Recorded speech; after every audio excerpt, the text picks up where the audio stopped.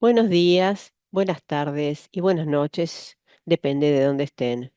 Bienvenidos a este seminario web tan interesante titulado Respuesta frente al VIH en contextos humanitarios y de conflicto. Algunos comentarios logísticos. En primer lugar, debido a la gran cantidad de participantes, todos los participantes están silenciados en este momento. Tengan en cuenta que este seminario web incluye interpretación al español, portugués y francés y pueden elegir el idioma que deseen en la parte inferior de la barra de herramientas de Zoom que tiene el icono del mundo. También habrá subtitulados en vivo.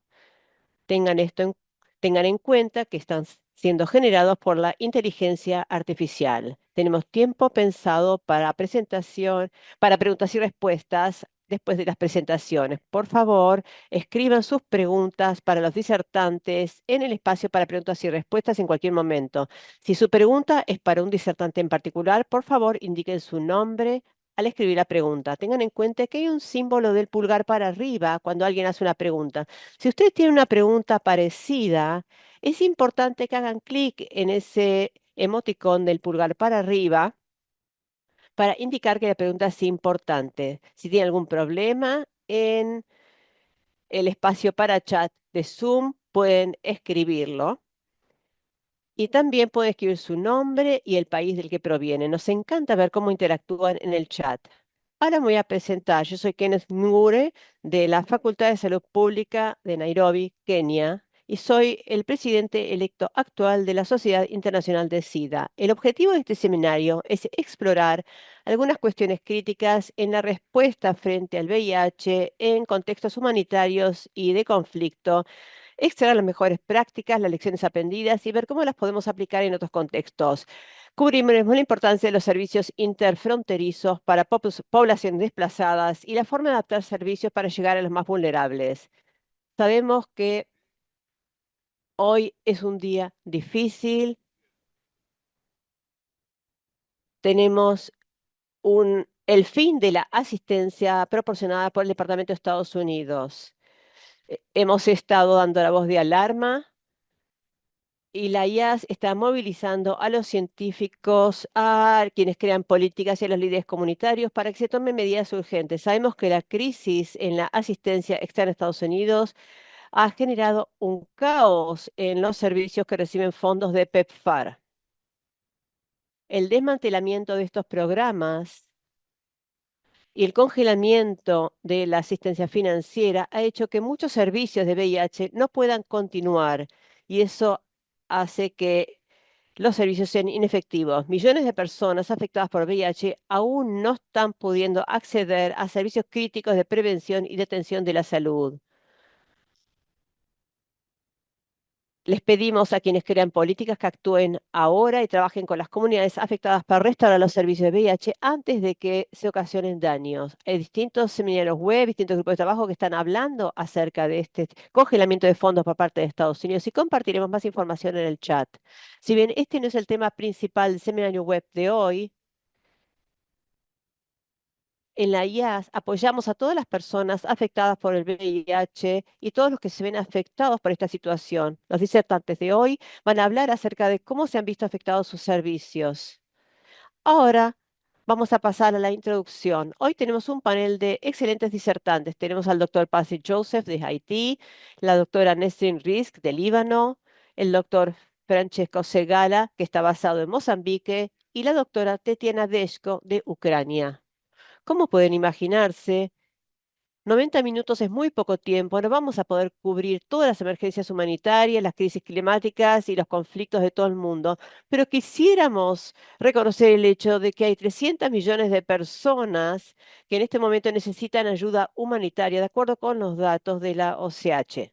Estas emergencias afectan seriamente a las personas que viven con VIH o se ven afectadas por el VIH, incluida la prevención y tratamiento. Esperamos que estos casos presentados hoy brinden lecciones muy valiosas para todos aquellos que trabajan, viven o se ven afectados por circunstancias similares. Ahora quiero agradecerles a todos por estar aquí con nosotros y también quiero agradecerles a nuestros donantes, Viv Healthcare, Gilead Sciences, por hacer que este seminario web sea posible.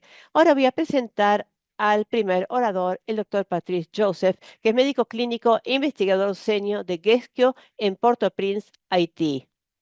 Patrice va a hablar acerca del modelo de Gesquio de atención a los pacientes en situaciones de conflicto civil. Seguramente no estoy pronunciando bien el nombre, él lo va a pronunciar mejor. Doctor Patrice tiene 10 minutos para su presentación. Bienvenido.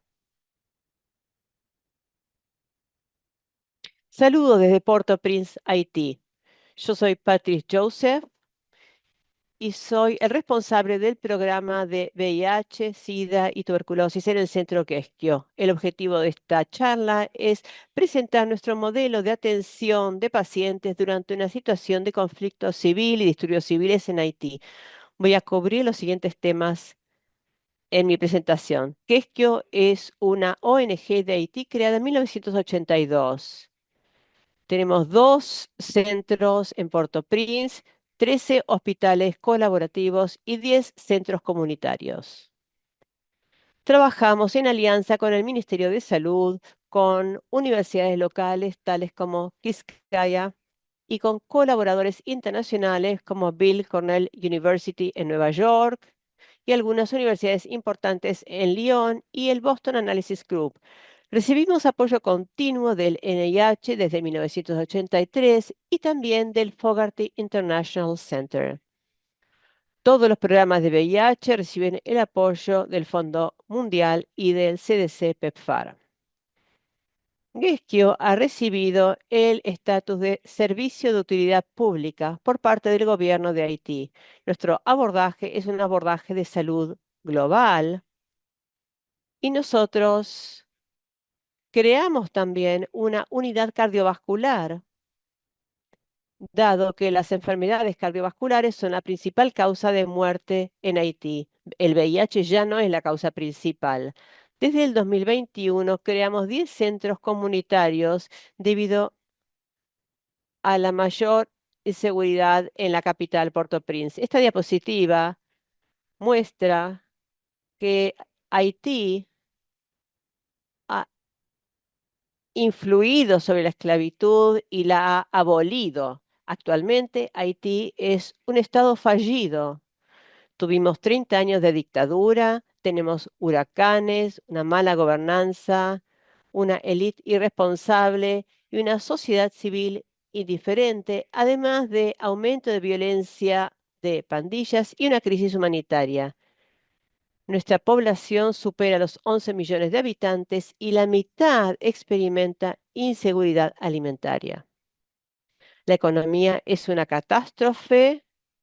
Tenemos inflación, un crecimiento económico negativo desde hace 6 años consecutivos. El siglo XXI ha sido un desafío para Haití. 10 misiones de Naciones Unidas, 2 terremotos mortales. El primero causó 300.000 muertes y desde 2018 tenemos cada vez una mayor inseguridad con secuestros continuos. La situación política actual también es alarmante. El 90% de la capital está controlada por bandas. Hay una crisis humanitaria y Haití se sumergió en un estado fallido con más de 1 millón de personas desplazadas, principalmente mujeres, niños, y muchos han sido desplazados varias veces. Los hechos recientes en Haití también son preocupantes. Tenemos un cuerpo de policía falto de personal que se ve superado por las bandas. Más del 50% del sistema sanitario está disfuncional y el acceso a la atención médica nunca ha sido tan limitado como ahora. Nuestro aeropuerto internacional, el principal, está cerrado desde noviembre de 2024. Tenemos una misión multinacional de apoyo a la seguridad liderada por Kenia que se ha desplegado sin que haya tenido aún un impacto significativo. Y puedo decirles que la pausa del programa PEPFAR a principios de este año ha generado angustia entre los pacientes y también los centros apoyados por PEPFAR están muy preocupados. Y en toda esta situación vemos que la comunidad internacional está mirando lo que nos ocurre sin emoción. El impacto de la inseguridad sobre Guesquio es tremendo. 24 empleados han sido secuestrados. Todos han sido liberados sin rescate. Casi 400 empleados renunciaron y se fueron del país debido a la falta de seguridad y más de 450 empleados tuvieron que abandonar su trabajo. Tenemos un enorme éxodo del personal más brillante que han dejado la unidad y la institución. Sin embargo, pudimos mantener la atención y los servicios. Tenemos 13 centros de salud y centros comunitarios que ofrecen atención al 11% de los pacientes del país que reciben TAR. Más de 15.000 pacientes están recibiendo atención y servicios. La mitad de dichos pacientes reciben seguimiento en nuestros centros comunitarios y la retención es un poco mayor en los centros de la comunidad. Por favor, vean a la derecha la curva de Kaplan-Meier que muestra que logramos mejorar la retención a través de apoyo mediante alimentos. A la izquierda tenemos la cobertura de carga viral y la supresión, que es mayor en el caso de los pacientes que son seguidos en los centros comunitarios. Continuamos con esos programas a pesar de los conflictos civiles. Somos el único laboratorio de bioseguridad de nivel 3 en Haití acreditado. Tenemos el programa de capacitación de posgrado más grande del país. Continuamos con nuestros ensayos clínicos con una tasa de retención del 99% y tenemos la cohorte longitudinal más grande para enfermedad cardiovascular con 3.000 participantes. También mantenemos nuestro modelo de salud global con apoyo para la comunidad y apoyo a más de 25.000 personas. Educación en escuela primaria, formación a 350 alumnos, escuelas de formación profesional con oportunidades de empleo para más de 5.000 mujeres y transferencia de dinero a más de 15.000 beneficiarios. En esta diapositiva vemos una publicación que se hizo sobre este tema y lo que debemos recordar es el hecho de que todos los modelos comunitarios pueden ser de ayuda aún en situaciones de conflicto civil. ¿Cómo logramos controlar y enfrentar los desafíos actuales? Mantenemos la atención a través de nuestro plan de contingencia adaptativo. Mantenemos comunicación constante con el personal y los pacientes. El personal que vive cerca de los centros médicos puede acercarse incluso cuando los caminos están cerrados. El personal puede utilizar el acceso remoto a las historias clínicas electrónicas e instalamos servicios de Starlink en los centros comunitarios. En todo momento mantuvimos una reserva de combustible para 2 meses y también descentralizamos las visitas a las clínicas y a efectores de salud. También ofrecemos servicios y apoyo a los sobrevivientes de abusos sexuales mediante educación y formación profesional. Recientemente nos hemos enfrentado al hecho de que PEPFAR se está deteniendo y esto tendrá consecuencias sobre el programa. En primer lugar, se producirá la interrupción de la atención y los servicios, una carga adicional para las instituciones que ya de por sí están exigidas. Miles de personas perderán acceso a la atención con el riesgo de mayores infecciones, transmisión y resistencia al VIH, así como mayor riesgo de muerte. Esto generará un revés para décadas de avances. En resumen, esta es la peor crisis humanitaria que enfrenta Haití. Sin embargo, Gesquio tiene una amplia experiencia en trabajar en condiciones desafiantes. Nuestra intervención en atención, capacitación e investigación aún son operativos porque adaptamos nuestro plan de contingencia. Nuestra atención y retención de tuberculosis y VIH se han visto afectados. Sin embargo, algunas soluciones innovadoras, como los servicios de base comunitaria, han permitido brindar apoyo y generar flexibilidad en el sistema de salud. La situación sigue siendo una situación de extrema urgencia, pero cuando no hay esperanza hay que inventarlo. Reconocemos el trabajo de los voluntarios y de nuestros pacientes, nuestro personal totalmente dedicado, los colaboradores nacionales e internacionales y también nuestros dos donantes principales, el Fondo Mundial y CDC PEPFAR. Muchas gracias.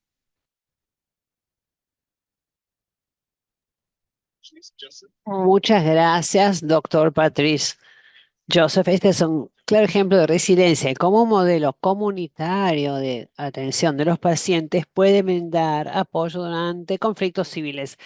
El próximo orador es la doctora Nesrin Risk, se especializa en enfermedades e infecciones del Departamento de Medicina Interna en la Universidad Americana de Beirut. Nesrin hablará sobre cómo podemos brindar servicios de VIH a poblaciones desplazadas por crisis humanitarias. Bienvenida, Nesrin. Hola, hola a todos.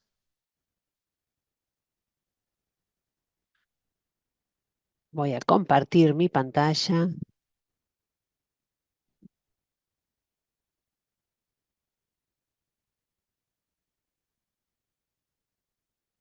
Muchas gracias a los organizadores, muchas gracias a los participantes y por la oportunidad de dirigirme a ustedes hoy desde Beirut. Es un placer estar aquí con ustedes después de varios meses de conflicto y guerra. Para empezar, no tengo ningún conflicto de intereses con respecto a esta presentación. Les voy a dar un poco de contexto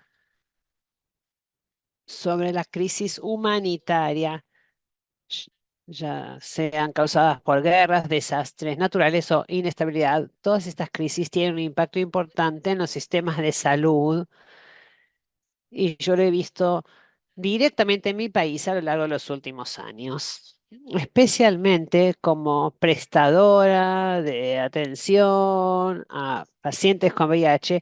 Vi directamente que estas crisis alteran los servicios esenciales, los testeos, la atención médica, el tratamiento. Lo hemos visto con la pandemia de COVID-19 cuando todo se suspendió durante varios meses, pero también todo esto afecta a los servicios de prevención y el apoyo social. Podemos imaginar que durante las guerras y conflictos, todo esto empeora y el impacto se siente mucho más. Hay un informe de la OMS del 2023 que señala que durante las crisis humanitarias las alteraciones en la TAR pueden llevar a resistencia, fracaso de los tratamientos y mayor mortalidad. Una vez más, volviendo a la crisis actual en Líbano, con la reciente guerra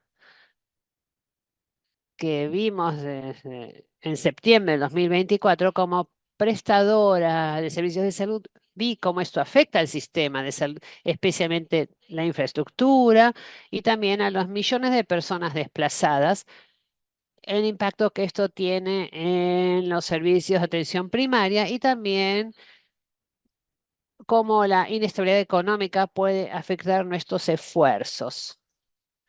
Lo que vemos es que los centros de tratamiento, especialmente durante la guerra, reciben muchísimos heridos de guerra, víctimas de traumatismo, de violencia,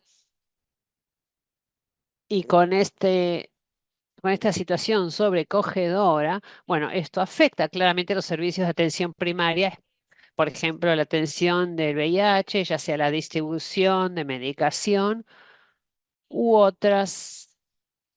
u otros servicios. Lamentablemente, durante las crisis, especialmente en tiempos de guerra, cuando miramos el panorama, vemos que faltan políticas y financiamiento.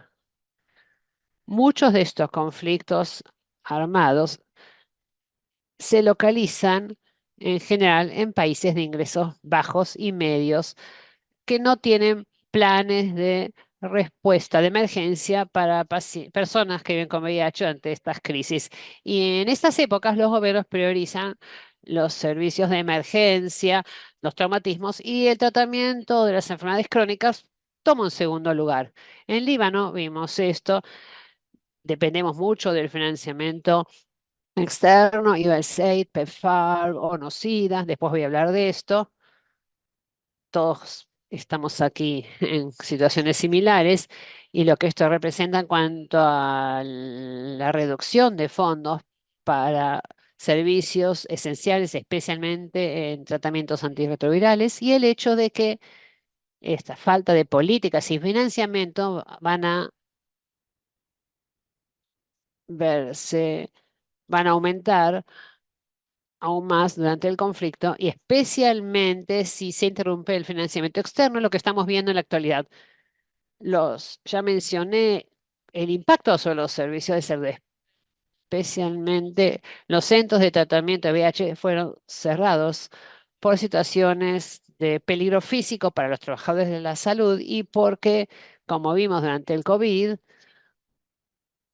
todos los recursos del sistema de salud se dirigieron en el caso de la guerra, a todo lo relacionado con la guerra, los heridos y ayudar a las personas desplazadas.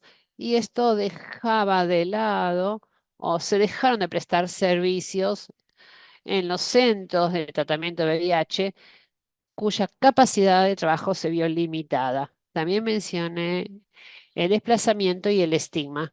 Estuve con varias personas con VIH en la capital, en Beirut, y me contaron sus historias. Entonces, el estigma sigue existiendo en relación al VIH en todo el mundo, especialmente en Medio Oriente y en mi país. Y vemos que el impacto del estigma en épocas de guerra aumenta. Las personas que huyen de zonas de conflicto enfrentan esta situación, a veces no toman su medicación. Me reuní con algunas personas que no pudieron tener su medicación porque sus hogares se bombardearon y no pudieron llevarse nada, o porque era demasiado difícil volver a buscar la medicación a su casa, o simplemente se iban con otros miembros de su familia o personas que no conocías, fueron desplazados. Fueron a centros de desplazados, esas enormes escuelas donde varias familias viven juntas en una sola sala, en un aula. Allí duermen, así que no se sentían cómodos tomando la medicación porque temían que alguien los reconociera y se diera cuenta de que eran personas que viven con VIH porque estaban tomando antirretrovirales.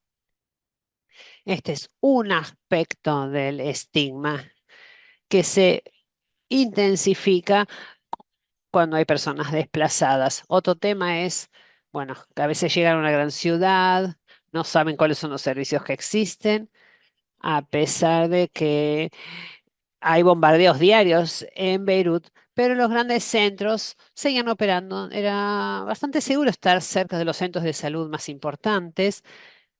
Algunas personas que venían de áreas periféricas, especialmente zonas de guerra del sur del Líbano, dijeron que no sabían dónde se prestaban servicios de VIH, no habían escuchado hablar de las ONGs, ni conocían los centros más importantes porque habían sido tratados por los médicos en sus ciudades. No sabían que podían recibir un tratamiento antirretroviral gratuito del centro principal aquí en Beirut. Y lo más sorprendente es que no querían o no sabían cómo preguntar acerca de estos servicios. Sabían que tenían que seguir tomando medicación, no la tenían, no tenían los antirretrovirales porque era una cuestión de estigma. Tenían miedo, de hecho, de preguntar sobre los servicios de VIH en la ciudad por el tema del estigma.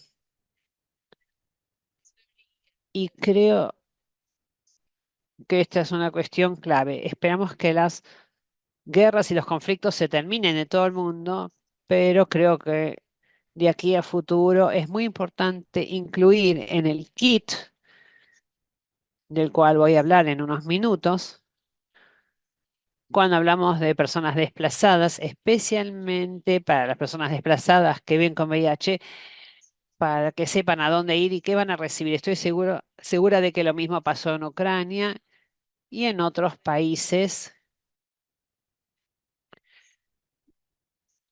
que están en conflicto. No voy a hablar mucho de la guerra de septiembre en Líbano. En realidad, las hostilidades empezaron en octubre del 2023 y se intensificaron gradualmente, increyendo hasta septiembre de 2024, cuando las hostilidades se intensificaron, llegaron a todas las ciudades del Líbano y esto llevó a que hubiera cerca de 1.200.000 personas desplazadas que venían del sur del Líbano a Beirut y más hacia el norte también. En esto vimos muchas personas desplazadas internamente, hablamos mucho con ellas, especialmente aquellas con VIH, lo que les costaba conseguir los tratamientos antirretrovirales que no estaban disponibles porque los habían perdido, porque no querían tomarlos o porque se mudaban a diferentes lugares, ciudades, no sabían dónde estaban los servicios, no encontraban médicos especializados en el tratamiento de VIH y no pueden recibir tratamiento específico porque temían preguntar por esto y no sabían a dónde dirigirse. En- Antes de esta guerra, el Programa Nacional de SIDA y las ONGs en Líbano trabajaban juntos, somos un país muy pequeño, y el programa trataba a cerca de 3.000 personas con VIH. Las ONGs tienen una muy buena red, trabajan muy bien juntas. Se trató de descentralizar la distribución de medicación como pasó durante el COVID y creo que esto podían hacerlo, pero el problema es que las personas no sabían a dónde ir a retirar la medicación. Y aquí vemos que es muy importante informar a las personas que viven con VIH, especialmente en las zonas difíciles. Hay que explicarles dónde están los servicios, dónde pueden encontrar la medicación, apoyo social y todos los servicios de manera segura y discreta, porque el estigma existe y se intensifica en periodos de conflicto y épocas de guerra. Yo pasé por guerras toda mi vida, creo. También esta última, y puedo decirles, bueno, yo no tengo ninguna enfermedad crónica, pero estaba asustada y puedo decirles desde mi experiencia personal que uno a veces se congela, así que puedo imaginar cuál es la situación para las personas que están huyendo de algún lugar, que están asustadas, que temen por su vida y que también deben preocuparse por enfermedades crónicas, por tomar medicación, por recibir y buscar asistencia. Así que estamos tratando de desarrollar un protocolo para las personas que viven con VIH en contextos de conflicto. Yo creo que poner fin al conflicto es importante por muchísimas razones, o más importante, pero creo que la OMS y ONU SIDA presentan recomendaciones para recibir protocolos estándar para tratamientos de emergencia en personas que están en situaciones de guerra o conflictos. Aquí esto incluye tener siempre un inventario de todo lo que se necesita, 3 o 6 meses para una posible emergencia. Un ejemplo de esto sería el COVID, también las guerras. Podemos pensar en desastres nacionales. Es importante tener siempre un acopio de medicación y elementos.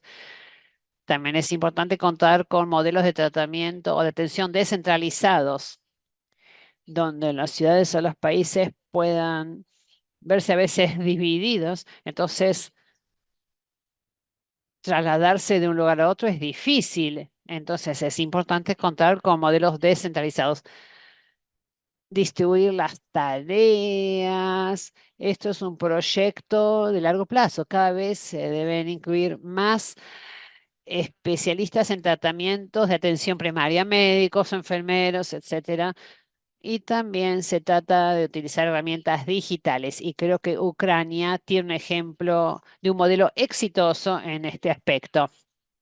Ya mencioné estos paquetes de tratamientos y elementos necesarios para el tratamiento del VIH para situaciones de conflicto. También hay que dar información a las personas sobre dónde encontrar el tratamiento y también hay que pensar en tratamientos de prevención, elementos para abordar la transmisión vertical servicios de salud mental y también sabemos que durante el conflicto y la guerra, la violencia sexual lamentablemente aumenta. Se trata entonces también de brindar servicios a las y los sobrevivientes de violencia sexual. Los marcos existentes que se pueden utilizar para desarrollar ya existen y debemos tenerlos en cuenta en situaciones de conflicto. Aprendimos mucho y creo que en el futuro nuestra experiencia colectiva lamentablemente nos puede ayudar a aportar y desarrollar muchas ideas para mejorar los modelos existentes y agregar más información detallada. Entonces, la descentralización es clave. Las clínicas móviles, si son posibles, especialmente en zonas de conflicto, no es algo en lo que se pueda confiar. La medicina remota o la telemedicina quizás sea más segura y confiable. Y ya mencioné esto, las ONGs locales como SIDC, MARSA, etcétera, sirven prestando servicios a pesar de la inestabilidad. Están en zonas muy difíciles, muy cercanas a las áreas bombardeadas y creo que, o que se bombardean diariamente, y creo que debemos seguir pensando en nuevos modelos de prestación, de atención, que se suman a las clínicas tradicionales. Entonces, voy a hablar un poco sobre la reducción del financiamiento, cómo seguimos prestando servicios cuando se interrumpe el financiamiento internacional en Beirut. Por la crisis financiera pasada del Líbano, dependemos muchísimo de los fondos internacionales para ofrecer antirretrovirales. Utilizamos fondos de PEPFAR y ONU-SIDA, así que en este momento nos estamos preguntando cómo podemos financiar lo que necesitamos, los antirretrovirales, estamos viendo cómo encontrar los fondos y creo que estamos prestando atención a recursos locales, desarrollando más alianzas, sector público-privado, con empresas privadas que pueden subsidiar parte del costo de los TAR. Estamos considerando nuevos modelos para desarrollar tratamientos más económicos. Es importante también una colaboración internacional. Ya hablé de poblaciones desplazadas internamente, personas del Líbano que van de un lugar a otro dentro del país, pero se trata que se benefician de los servicios descentralizados. Pero el problema aumenta cuando hablamos de personas desplazadas que van hacia otro país. Entonces,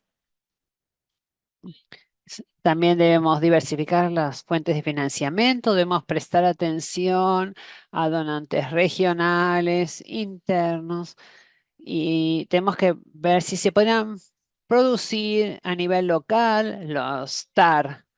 Y para terminar, bueno, esto es un llamado a la acción. Debemos poner fin a todas las guerras y conflictos, esto sería maravilloso, y debemos trabajar juntos para desarrollar estos marcos que ya existen o que han sido sugeridos por ONU-SIDA y la OMS para ser más innovadores en cuanto a la prestación de atención y la prestación de servicios VIH, ya sea prevención o tratamiento, de hecho, durante los conflictos.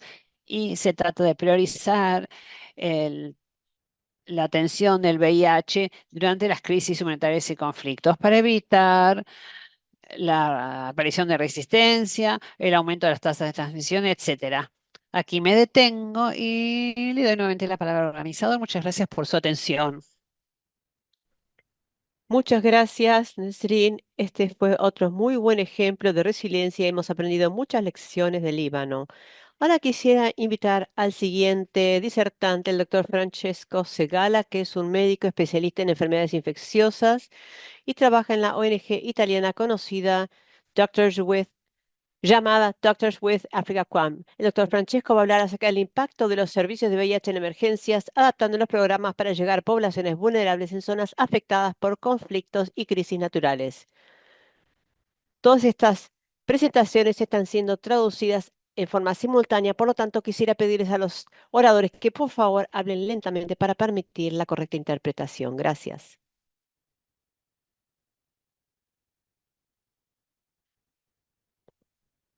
Muchas gracias a todos. ¿Pueden ver mi pantalla correctamente? Sí, Francesco, podemos ver bien la diapositiva, pero no estaba la primera. Muy bien. Buenas tardes a todos. Yo soy Francesco Segala y voy a hablar acerca de las actividades de Doctors with Africa QAM. Para aquellos que no saben, es una ONG italiana que trabaja con cooperación médica en África. Y hemos atravesado varias crisis a lo largo del último año. En Mozambique vi en el chat que hay varias personas del público que son de Mozambique. Es el tercer país en cantidad de personas absoluta que viven con VIH y el segundo país a nivel global en cantidad de nuevas infecciones. En Mozambique, casi un 12% de la población vive con VIH y es una población muy joven. Más de la mitad de la población de Mozambique tiene menos de 18 años de edad y la tasa de prevalencia es 3,2 casos por cada 1.000 personas no infectadas, y la principal carga de la enfermedad está sobre las mujeres. El 62% de las personas que viven con VIH son mujeres. En el gráfico pueden ver la cantidad de personas que viven con VIH. Pueden ver que esta cantidad fue decayendo a lo largo de los últimos 10 años, pero la cantidad se mantuvo estable en los últimos 6 años. Lo que es importante es que hay una población que es población clave en Mozambique, que es la población joven, adolescentes, jóvenes entre 15 y 19 años de edad. Y es aquí en donde se centran la mayor parte de las actividades de QAM. QAM trabaja en la ciudad de Beda y apoya a los servicios de amigos de adolescentes y jóvenes. La sigla es SAAG y apunta a población joven, especialmente adolescentes y personas jóvenes. A través de las actividades de QAM, entregamos distintos servicios dentro de este contexto. Tenemos actividades de sensibilización, básicamente. Trabajamos contra el estigma. El estigma es un obstáculo muy importante para acceder al tratamiento. También tenemos otros servicios que incluyen psicólogos clínicos, terapia individual, por supuesto que las pruebas, tratamiento y búsqueda activa de personas perdidas al seguimiento. Y como pueden ver, estas son las partes más difíciles en situaciones de emergencias humanitarias y agudas. La primera emergencia en el periodo más reciente que enfrentamos fue la más importante. La gente de Mozambique sabe muy bien de qué estamos hablando. El ciclón que cayó en la ciudad de Beira en 2019 fue un enorme desastre humanitario, un fenómeno vinculado con la crisis climática, y la ciudad de Beira, toda la población se vio afectada por el ciclón. 446 personas murieron, 60.000 viviendas se vieron afectadas o fueron totalmente destruidas. En cuanto al tratamiento del VIH,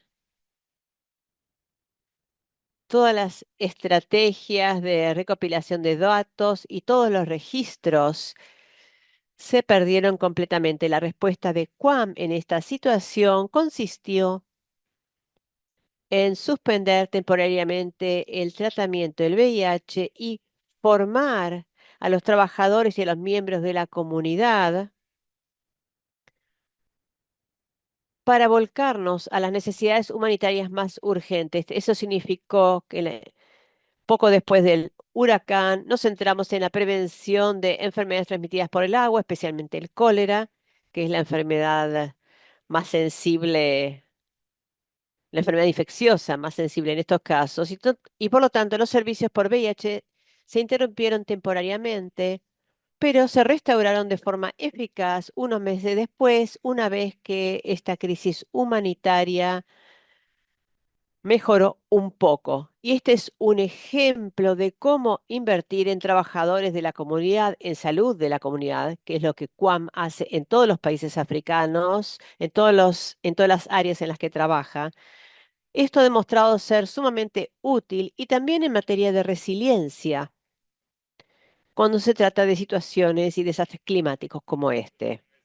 Otra crisis que voy a describir rápidamente es, por supuesto, la pandemia de COVID. Durante estos años, Juan llevó a cabo investigación operativa y analizó, con algunas series interrumpidas, de qué forma se vieron afectados estos servicios por la pandemia. En marzo de 2020 comenzó COVID en Mozambique y la pandemia se declaró en abril de 2022. Pero mientras tanto, vimos que los servicios de VIH se vieron muy afectados desde el principio de la pandemia, pero luego lentamente volvieron a niveles normales. Y la cantidad de visitas ambulatorias, de consultas ambulatorias y la cantidad de personas que recibían pruebas de VIH, de hecho, aumentaron después de la pandemia.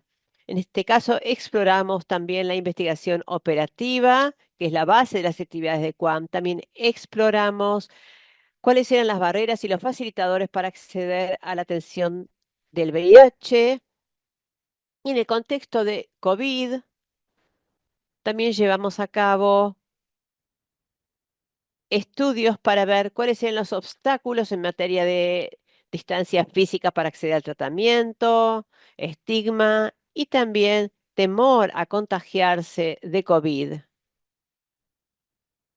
Y el miedo a las restricciones fue la razón principal por la cual vimos esta interrupción en los servicios. También es muy importante observar que, tal como ocurrió en Europa y en los países del norte global, en Mozambique también la pandemia de COVID implicó una gran carga mental sobre salud mental.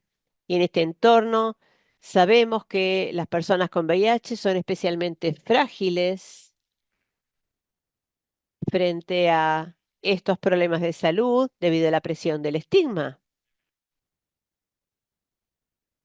Y en QAM implementamos lugares en los que la gente que vive con VIH podía ir y hablar libremente acerca de sus temores, sus percepciones, lo que estaban viviendo en la pandemia y de esta forma podían también continuar con el tratamiento del VIH y a la vez recibir información acerca de COVID.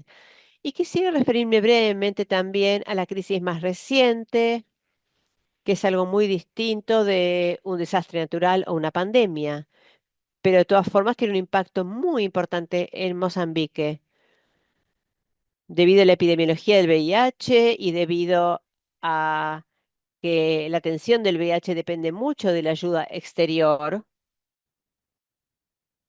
y especialmente dependemos del programa PEPFAR. Como pueden ver, el 82% de las personas dependen de centros que tienen apoyo de PEPFAR. El 66% de todos los gastos en VIH fueron financiados por PEPFAR y unos 30.000 trabajadores de la salud recibían sueldos pagados por PEPFAR. Tal como dijeron mis colegas, antes, el impacto de esta orden ejecutiva se ha visto mitigado parcialmente por esta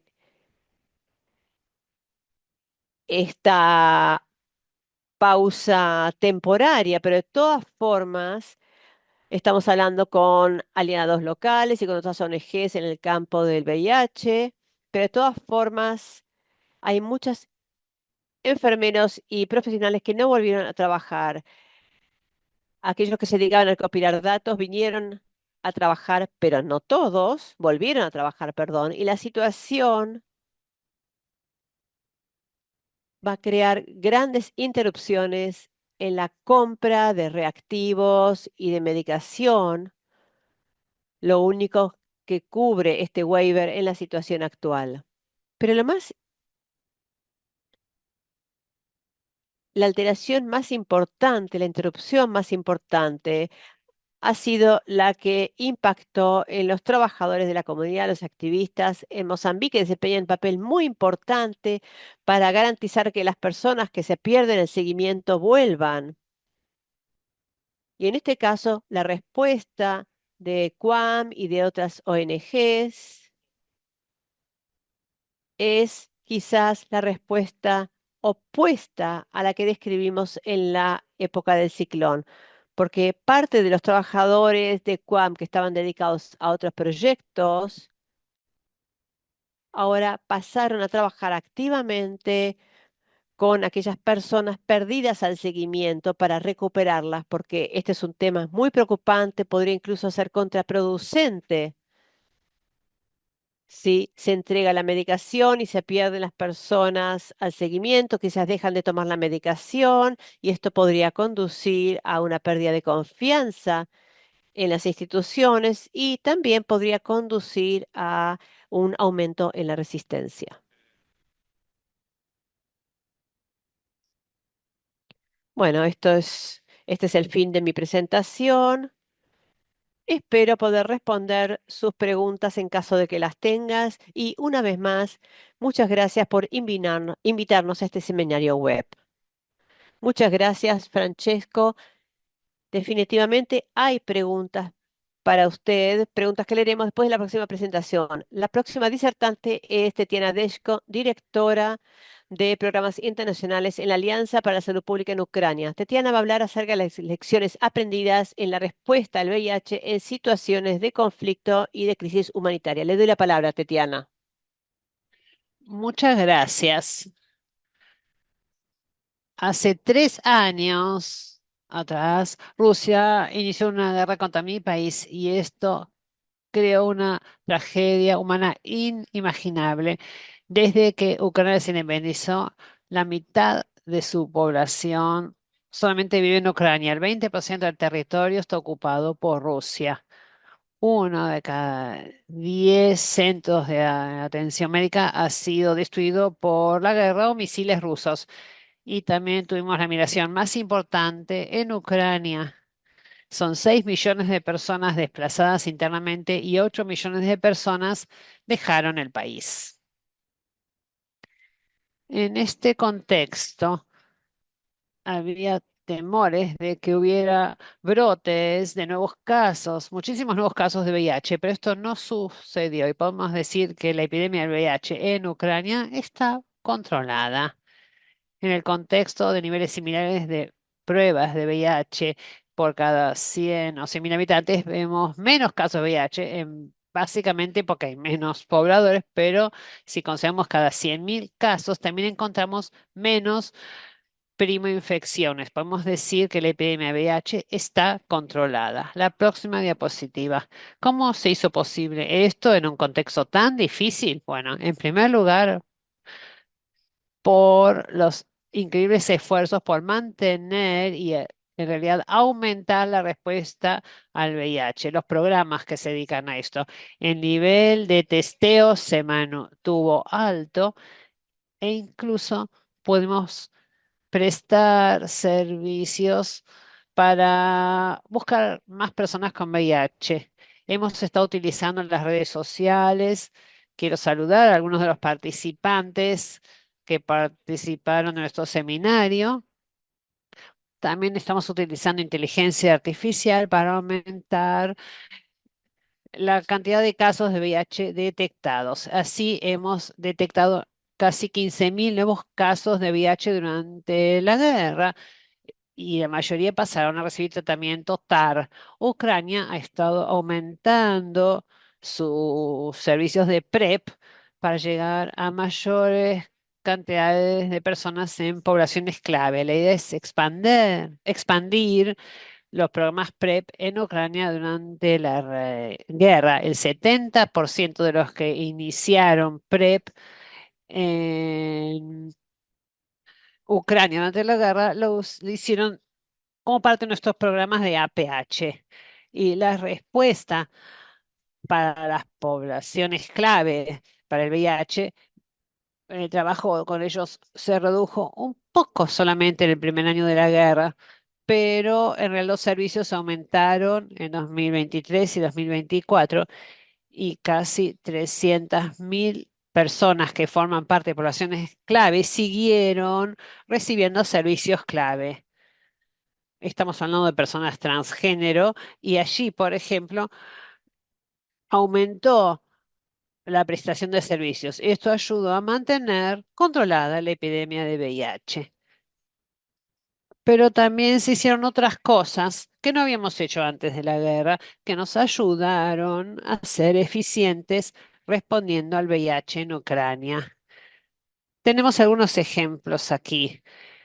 Debido a esta enorme migración también de poblaciones clave y personas en riesgo, en los primeros meses de la guerra, dentro de los 130.000 personas que recibían TAR en Ucrania, 30.000 los perdimos al seguimiento. Así que era muy importante garantizar que hubiera acceso continuo a los servicios para volver a traer a las personas y conectarlas con servicios, los servicios en Ucrania o en el exterior. Así que queremos un servicio que llamamos Help Now, que es una combinación de la base de datos de contactos de VIH y servicios de OAT, de terapia con agonistas opioides.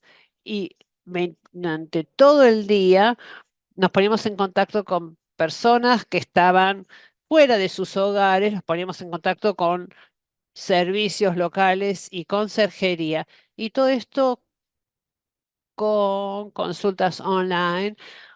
Un grupo de 27 médicos especializados en enfermedades infecciosas en Ucrania que brindaban asesoramiento a los pacientes donde se encontraran porque no hablaban muchas veces el idioma de los países a los que habían llegado y era importante seguir en contacto con ellos. Durante 18 meses, 40.000 solicitudes fueron atendidas provenientes de personas desplazadas o que vivían con VIH.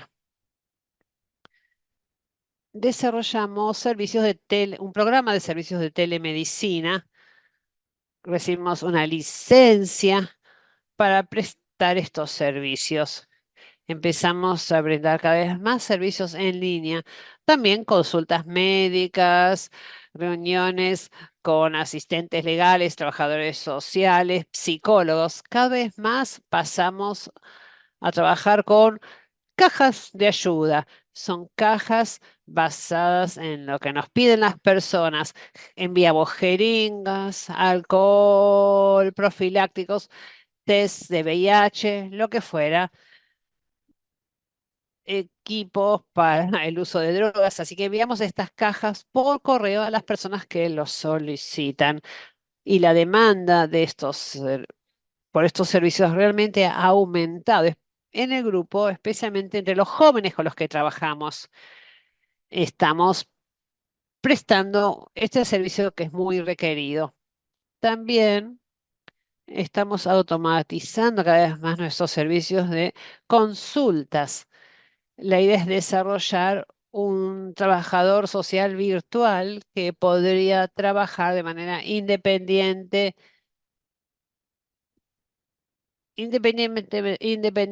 de donde se encuentre la persona consultando, en un refugio antibomba o en una zona bombardeada. le dimos a esta persona creada por la inteligencia artificial información sobre VIH, cuestiones de salud mental, tuberculosis, y este asistente virtual brinda respuestas las 24 horas del día. Esto lo lanzamos en octubre y ya 5.500 personas han utilizado este servicio con casi 30.000 personas. Y esto creemos que es una herramienta muy importante para mejorar respuesta en el futuro. Ahora, parte de la población fue muy inmóvil y decidió quedarse en los lugares donde vivían, lugares muy peligrosos, cerca de la línea de fuego y donde había muy pocos servicios de salud. Aquí prestamos servicios de asistencia primaria y de tratamiento del VIH.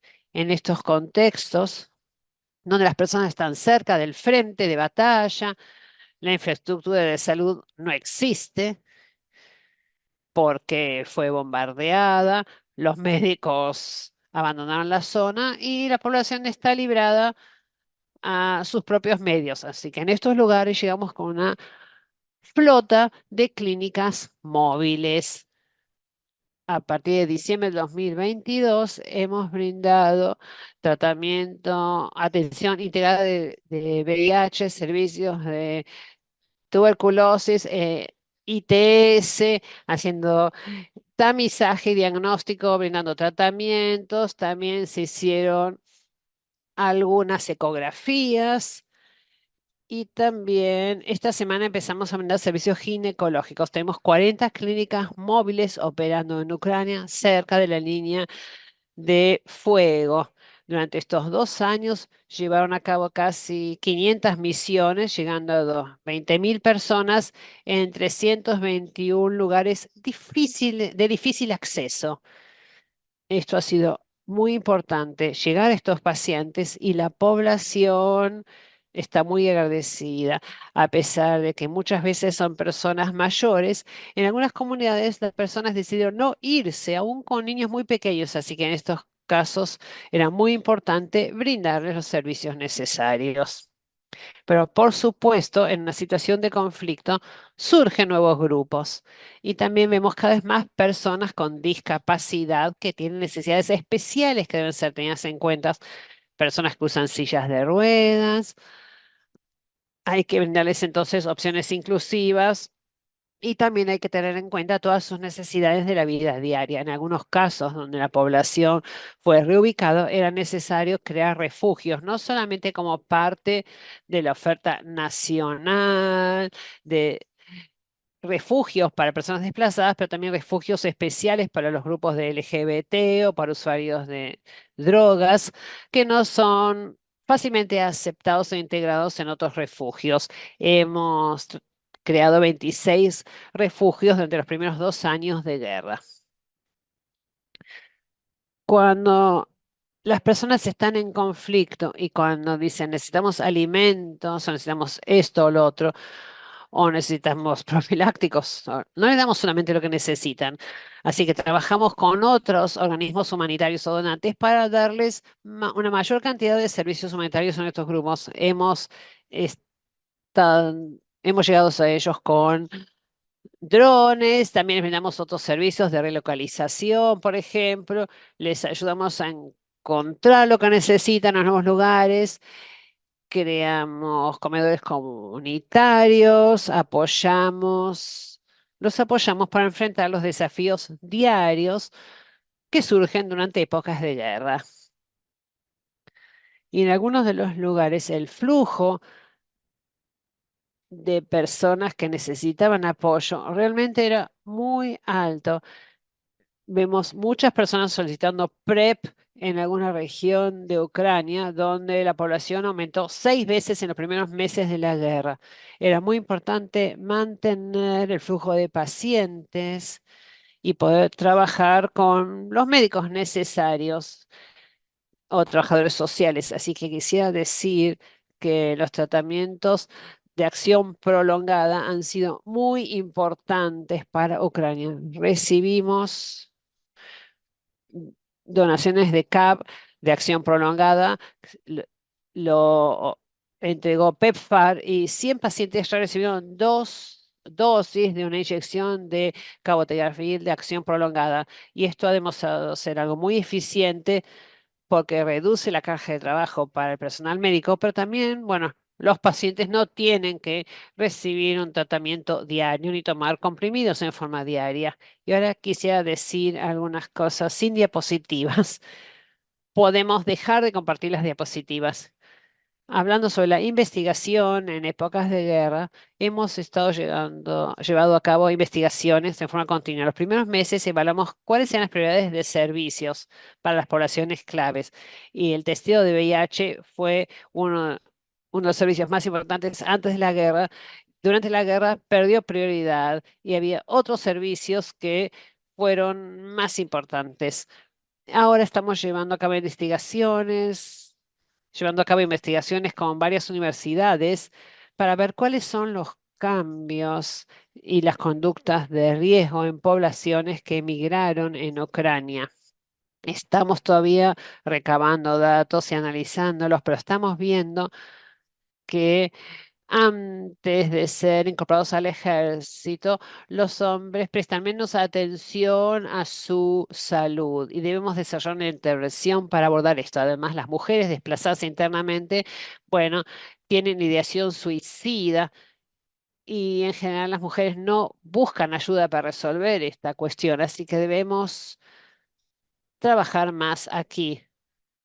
Esta orden de interrupción de las actividades por parte del gobierno de los Estados Unidos nos ha afectado muchísimo, porque desde el principio, como ya dije, PEPFAR ha financiado todos los tratamientos antirretrovirales para 130.000 pacientes en Ucrania. Ahora tenemos el tratamiento y creemos que va a llegar el próximo conjunto de medicación cuando lo necesitemos. En cuanto a las actividades que nosotros hacemos dentro de la Alianza para la Salud Pública, recibimos esta orden de interrupción de las actividades. Se interrumpieron en su momento, pero ya se retomaron.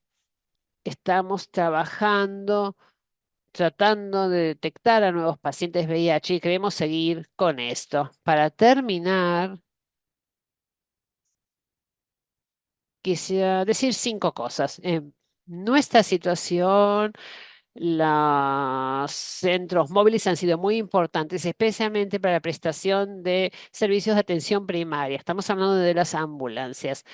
El trabajo digital ha sido muy importante. Pudimos llegar a muchas más personas desplazándose, también a los grupos de personas jóvenes.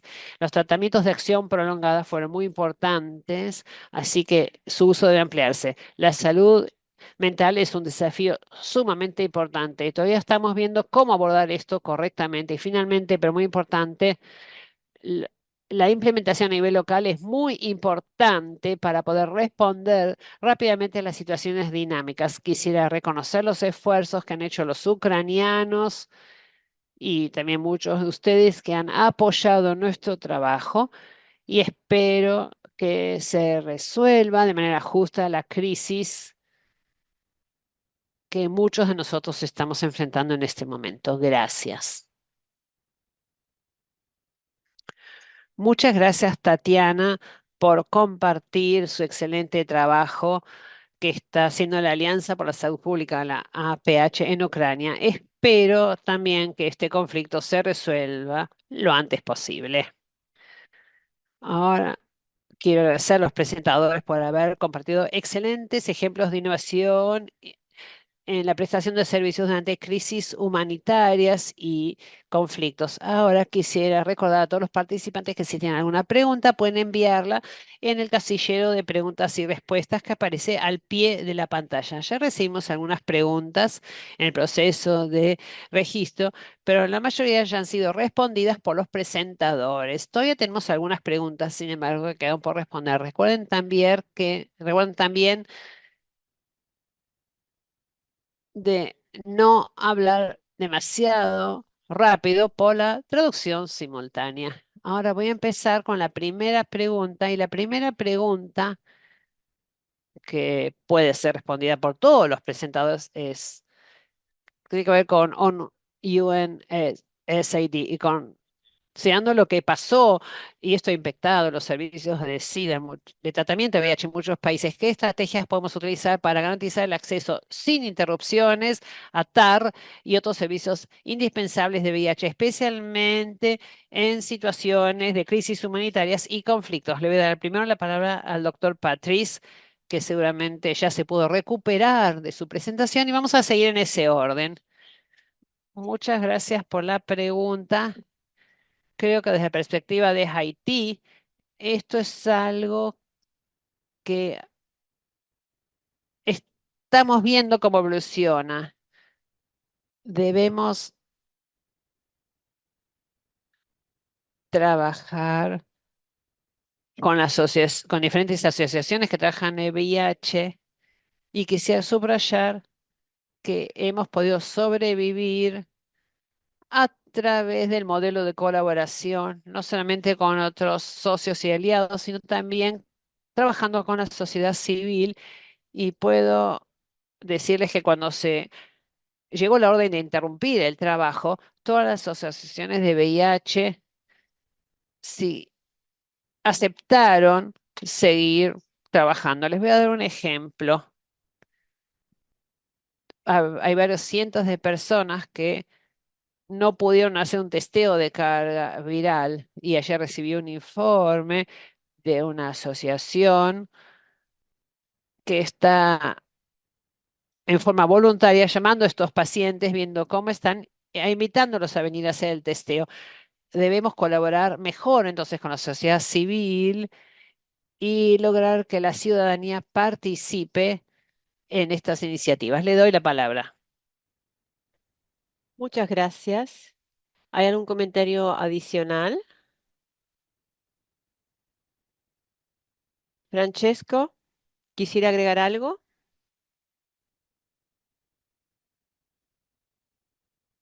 Muy bien. Tatiana, sí, si me permiten, quisiera decir que creo que es muy difícil reemplazar los fondos de Estados Unidos inmediatamente, y por eso es muy importante continuar trabajando con los waivers y asegurarnos de que los servicios básicos de VIH continúen. Pero tenemos estos 90 días durante los cuales se van a evaluar los programas, y es importante asegurarnos de que se preste atención continua a este tema, y esperemos que se resuelva de forma positiva finalmente. También estamos buscando otra fuente de financiación. Esto es muy importante. Tenemos que diversificar los fondos y contactarnos con otros donantes en relación con el trabajo relacionado con VIH, y también tenemos que trabajar en Europa Oriental y el centro de Asia para buscar otras fuentes de financiación, dado que necesitamos contar con fondos que son críticos. Creo que cada vez entendemos más la necesidad de movilizar recursos locales. En algunos casos eso es todo un desafío. En Ucrania el 60% del presupuesto nacional es presupuesto para defensa. Entonces, no hay mucho que pueda provenir de una fuente nacional. Gracias. Muchas gracias, Tatiana. Esta es una pregunta para Nesrin. Sé que ya habló sobre este tema, pero quizás podría repetirlo brevemente. Hay un paquete integrado de servicios para entornos y contextos humanitarios y de conflicto. ¿Podría compartirlo? Sé que ya los compartió, pero quizás podría repetirlo. Muchas gracias por la pregunta. Un paquete integrado en cuanto a servicios de VIH, ¿correcto? Sí. Bueno, tenemos el marco y el kit que mencionó la OMS y ONUCIDA, y algunos documentos de referencia que brindan servicios, una especie de kit para contar con un paquete integrado para personas con VIH en contextos humanitarios, de crisis humanitaria. Creo que eso está disponible, pero dependerá de cada contexto. La situación del Líbano es diferente de Ucrania, incluso cuando las dos guerras se desarrollan al mismo tiempo. Es importante, creo, utilizar estos recursos para adaptarlos a la situación local. Eso es muy importante. Y también, volviendo a su pregunta acerca de los fondos, tenemos que repensar la forma en que hacemos todo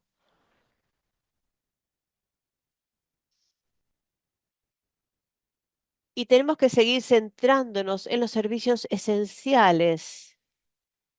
Eso es importante.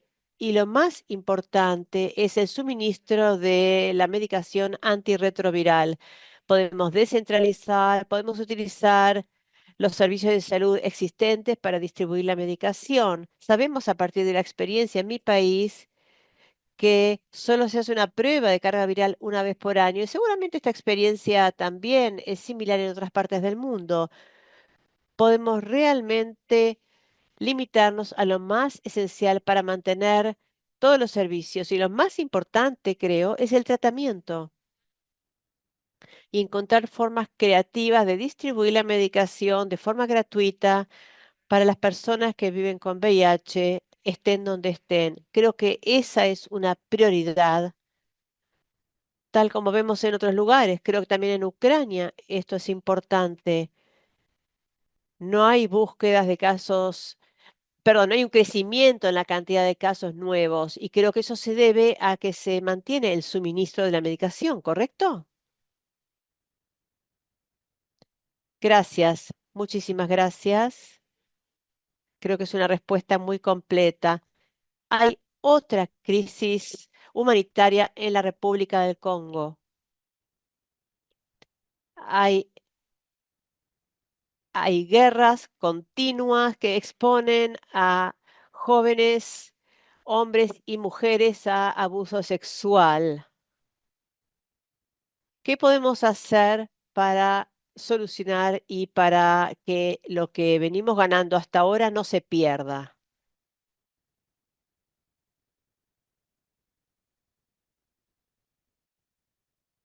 Quizás está basado en los casos que ustedes mencionaron en sus contextos, pero que también podrían ser aplicables a otros lugares.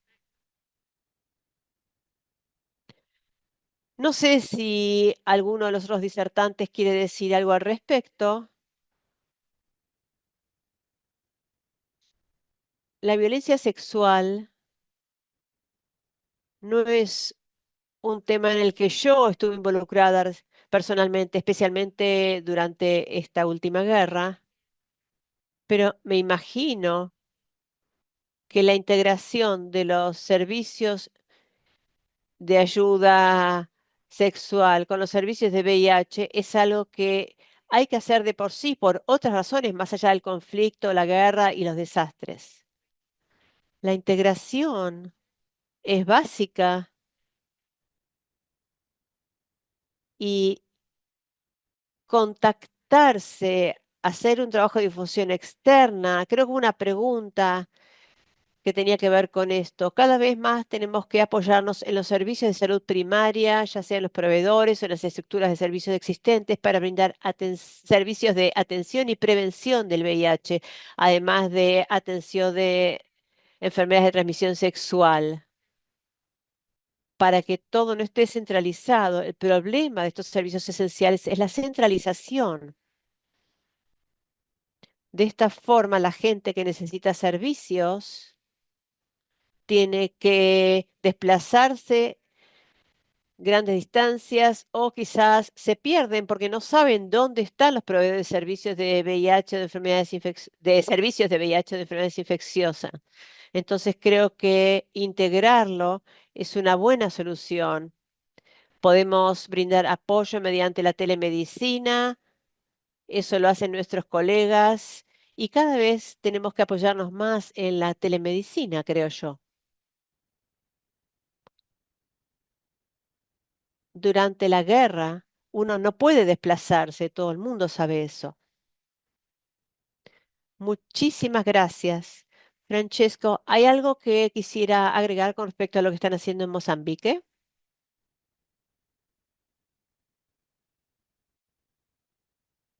En cuanto a violencia y abuso sexual en situaciones de conflicto, yo creo que todas las barreras que impiden acceder a los tratamientos aumentan.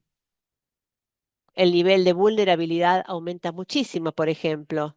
Entonces, desde mi perspectiva y después de haber trabajado con otros colegas que trabajan en el norte de Mozambique, en Cabo Delgado, que es una zona afectada por conflictos desde el 2017,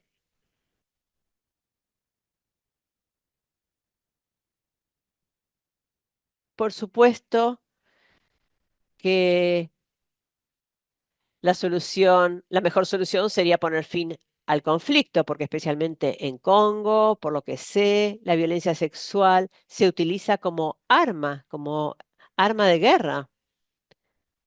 Entonces, es una cuestión de uso deliberado de la violencia sexual para perjudicar y dañar a la sociedad civil.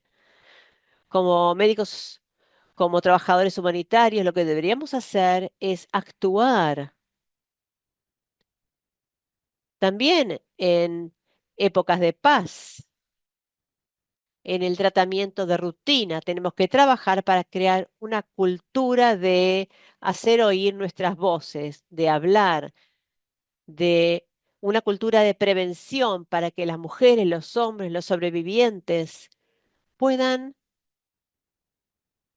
empoderar a las personas de forma tal que puedan acceder a PrEP o al menos que puedan hablar y de esta forma quitarse un poco el peso de la enorme carga sobre la salud mental. Por tanto, creo que como trabajadores humanitarios nosotros deberíamos centrarnos en transmitir estos mensajes. Muchísimas gracias. ¿Hay alguien más que quiera agregar algo antes de pasar a la siguiente pregunta? Si me permiten, quisiera decir que en la situación de respuesta frente al VIH en situaciones de conflicto, nosotros tenemos muy pocos recursos, estamos muy exigidos porque tenemos menos recursos y nuestras necesidades crecieron de manera significativa. Por lo tanto, es muy importante lograr eficiencias y en nuestro caso, estas eficiencias estuvieron relacionadas con la integración de servicios, como ya muchos mencionaron, combinar VIH con las infecciones de transmisión sexual, con el cuidado de la salud en general y asegurarnos de utilizar nuestros recursos de la forma más eficiente posible. También apoyarnos en las herramientas digitales que están mucho más disponibles hoy en día, que pueden utilizar inteligencia artificial sin la necesidad de que estén allí los médicos. Y sí, sin duda, en los tratamientos de actos de acción prolongada son una herramienta muy poderosa que deberíamos utilizar para reducir esta carga. Hay una pregunta también en el chat en relación con cuánto tiempo le llevó a Ucrania crear estos servicios, los servicios de los que yo hablaba. Entonces quisiera decir que algunas de las soluciones digitales, la que utiliza las redes sociales, la telemedicina, y los mensajes de texto, nos llevó varias semanas a hacer eso. Empezamos a hacer esto de una forma muy rápida, eficiente, utilizando las redes profesionales que ya teníamos. Algunos de los otros servicios sí requirieron un poco más de tiempo. Creo que 2022 fue el año en el que la mayor parte del trabajo al que yo me referí comenzó a llevarse a cabo. Muchas gracias. Gracias. Y la siguiente pregunta es para Tetiana. Y la pregunta también tiene que ver con que lo que vemos después de la guerra es un aumento en las tasas de enfermedad. ¿Ustedes han visto un aumento en las tasas de VIH en Ucrania? Por el momento no hemos visto un aumento en las tasas de VIH. Pensamos que esto es gracias a un enorme esfuerzo por controlar la epidemia, por no solamente continuar con el alcance de los servicios en el mismo nivel que estaban antes de la guerra, sino que estamos trabajando para ampliarlos y para que sean más pertinentes utilizando algunas de las innovaciones que desarrollamos. Y esto ha sido posible gracias al apoyo de donantes internacionales de los que Ucrania depende tanto. Si hay cambios en el apoyo que recibimos, entonces no podremos continuar con el mismo nivel de respuesta y la cantidad de nuevas infecciones VIH va a surgir sin duda. Entonces, la crisis que nosotros tuvimos a principios de este año fue muy preocupante para nosotros. Esperamos que podamos continuar contando con ese apoyo. Al mismo tiempo, entendemos que cada vez hay más necesidades en relación con cosas tales como mayor consumo de sustancias, incluso en personas que están en el ejército o que vuelven como veteranos. Hemos visto que hay un 10% de personas que tienen adicción a drogas o alcohol y no estamos todavía respondiendo a estos nuevos grupos de riesgo. Entonces, no solamente tenemos que continuar haciendo lo que estamos haciendo, sino que también tenemos que poder abordar estas necesidades emergentes. Si lo logramos, entonces podremos mantener el control de la epidemia en el mismo nivel en el que está ahora. Muchas gracias. Esta es una pregunta para Patrice. Además de la crisis inmediata, las emergencias humanitarias han conducido a un aumento en el trabajo sexual, la violencia sexual, trauma, consumo de sustancias, y esto afecta mucho a la población joven. Entonces, la pregunta es, ¿qué se puede hacer para evitar los grandes aumentos en la población de alto riesgo y cómo se les puede brindar servicios de prevención? Gracias por esta pregunta. Nuestro programa de VIH se ha implementado en fases en cuanto a la prevención. Trabajamos con asociaciones, con distintas asociaciones, y ustedes sabrán que la violencia en Haití es importante.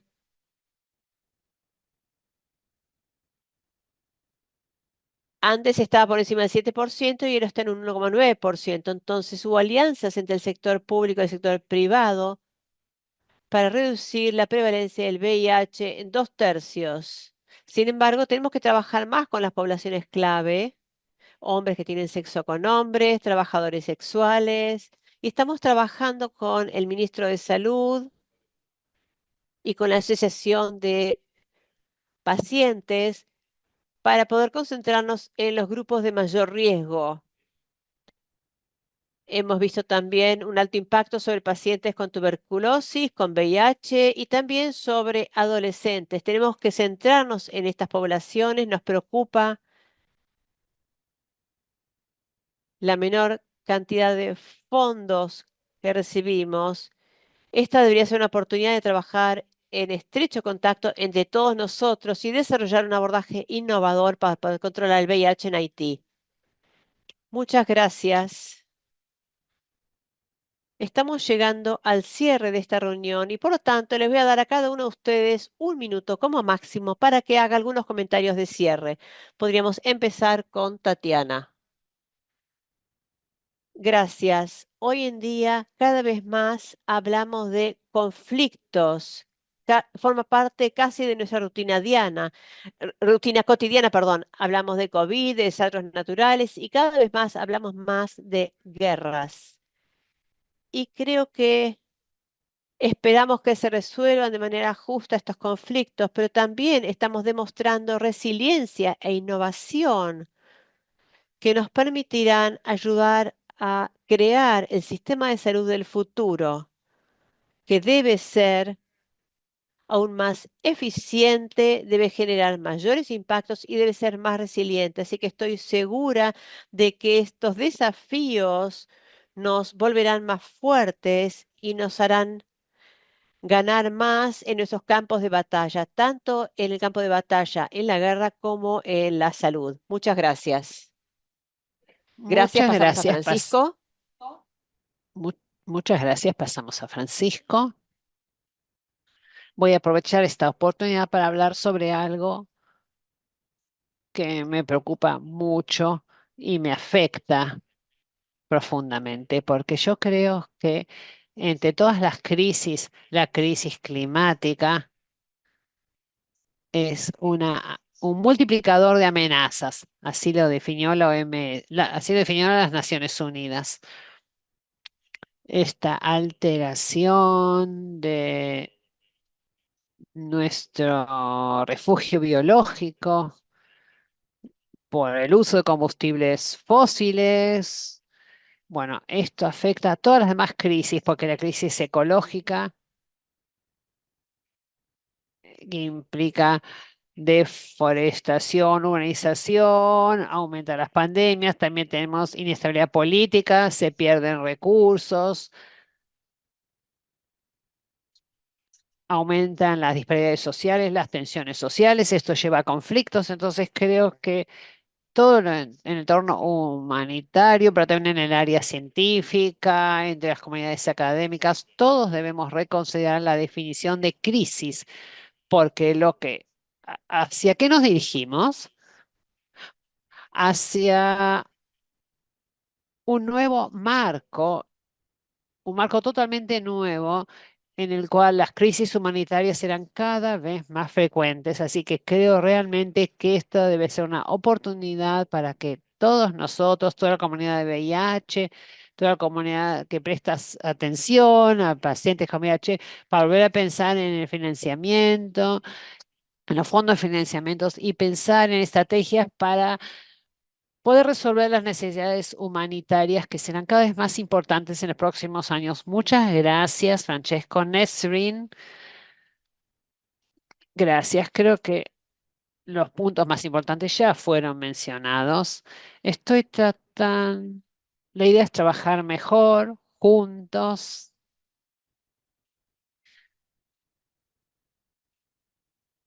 poniendo a las personas y a sus intereses como prioridad y teniendo a los derechos humanos como prioridad. Creo que esto es fundamental de aquí a futuro, ya sea que hablemos de guerras, cambio climático, desastres naturales u otras cosas, pero ciertamente estamos yendo hacia un mundo cada vez más frágil, muy inestable. Creo que trabajar juntos, la cooperación, la unidad y aprender unos de otros nos va a ayudar a superar todo esto. Gracias, Patrice. Gracias una vez más. La evolución o la revolución en Haití influyó muchísimo en la historia de la humanidad. En este momento Haití está enfrentando una crisis humanitaria, pero también problemas sociales y políticos que están afectando a todos los programas. Lamentablemente, como dije antes, la comunidad internacional está observando esto fríamente sin las emociones necesarias frente al VIH, esto puede afectar a toda la región. Y cuando tenemos un desafío global, necesitamos soluciones globales. Debemos utilizar un abordaje global para ser más eficientes frente a la epidemia de VIH. Muchas gracias. Espero que todos podamos agradecer a los presentadores por su increíble trabajo. Hemos visto muchas palabras en el chat. Felicitaciones. Resiliencia, por favor, feliciten a sus organizaciones cuando vuelvan a su trabajo y espero que todo este material pueda ser compartido y replicado en otras áreas. Muchas gracias por este seminario interactivo. Sé que no cubrimos todos los temas que queremos tratar hoy, pero por favor, compartan con nosotros otras iniciativas adicionales o nuevas y avísenos y díganos cómo podemos ayudarles y apoyar su trabajo en épocas de crisis. Y, o si tienen algo que quieren agregar, o alguna pregunta que quieren dirigir a un presentador, pueden enviarlos al correcto, al correo electrónico que figura en chat, yasedu@yassociety.org. Y también queremos decirles que la IAS y la HIV Justice Network van a organizar un seminario el 5 de marzo para conmemorar el Día de Concientización de que VIH no es un delito. Este webinar explorará las lecciones aprendidas de Zimbabue y las implicaciones más amplias para la justicia de VIH en todo el mundo. Habrá interpretación en directo en francés. Si están interesados, por favor, inscríbanse a través del vínculo que aparece en chat o utilizando el código QR en la diapositiva. Al salir del seminario web, se les pedirá automáticamente que completen una encuesta de evaluación. Agradecemos sus comentarios ya que ayudan al Fondo Educativo de la IAS a seguir mejorando sus seminarios en el futuro. El vínculo a la encuesta también lo pondremos en la ventana de chat. Muchas gracias por su tiempo y sus comentarios. Gracias por participar en este seminario web que llega a su fin en este momento. La grabación estará disponible en el sitio web de la IAS. Muchas gracias otra vez a los ponentes. Fue excelente lo que comentaron con nosotros. Y sigan con su buen trabajo. Felicitaciones, gracias, adiós a todos.